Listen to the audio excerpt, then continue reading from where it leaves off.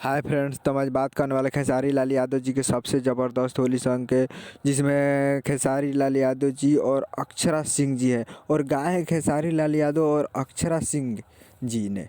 तो बहुत ही शानदार होने वाला है होली सॉन्ग, जो कि सारे गामा हम भोजपुरी यूट्यूब चैनल पे आने वाला है, जो कि आपको स्क्रीन के ऊपर दिखाई दे रहा होगा।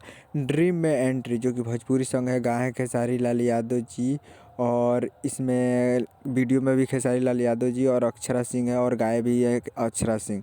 तो ये बहुत ही दमदार होने वाला है और ये आने वाला है सारेगामा हम भोजपुरी यूट्यूब चैनल पे। तो जाइए और सारेगामा हम भोजपुरी यूट्यूब चैनल को सब्सक्राइब कर लीजिए, ताकि जब भी आए आप तक नोटिफिकेशन जल्द से जल्द पहुँचे।